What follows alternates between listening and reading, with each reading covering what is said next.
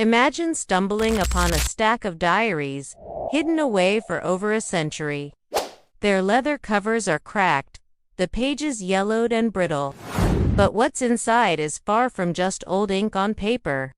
These are the forgotten voices from a place designed to silence them. The long-abandoned Blackwood Asylum. What secrets are locked within these pages? What truths have been buried with the people who wrote them? Today, we're opening these diaries and stepping back in time. Not just to explore a derelict building, but to listen to the harrowing stories of those who were once trapped inside. This isn't just history.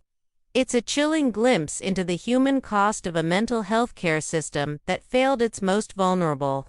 Join me as we descend into the dark history of Blackwood. These aren't just records, they're windows into souls.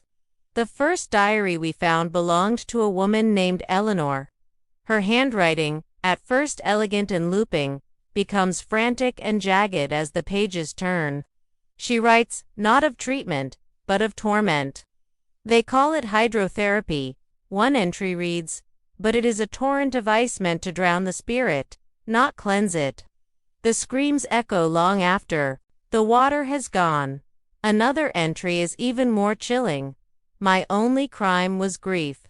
Now I am a prisoner, my sadness mistaken for madness. Eleanor wasn't alone. As we carefully decipher more of these cryptic entries, a pattern of despair emerges. A young man named Arthur, admitted for what his family called melancholy, describes the isolation cells. He calls them the quiet rooms, but his words paint a picture of anything but peace.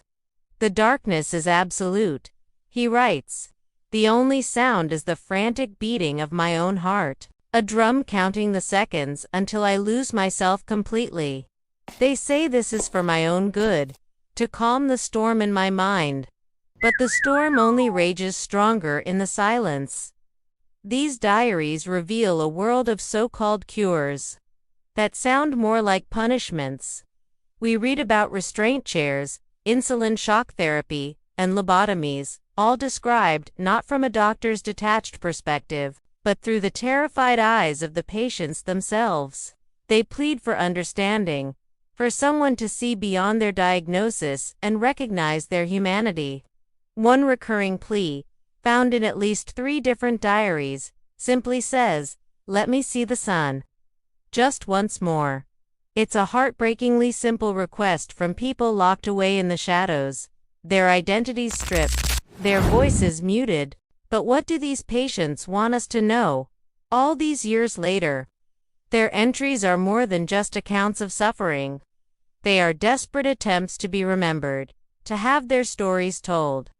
They write of lost loves, of families who abandoned them, of dreams they once held for a life outside the asylum walls. A woman named Clara drew sketches of birds in the margins of her diary, writing, "If only I had wings like them, I would fly far from this place and never look back." These aren't the ravings of the insane as they were labeled. They are the profound and lucid thoughts of people pushed to their absolute limits. The truths unearthed from these diaries are devastating. They reveal a system where compassion was scarce and control was paramount. Patients were often used as subjects for experimental treatments, their consent an afterthought. One entry from a patient whose name is smudged beyond recognition details a procedure he didn't understand. The doctor said he was opening a window in my mind to let the light in. Now, I cannot recall my mother's face.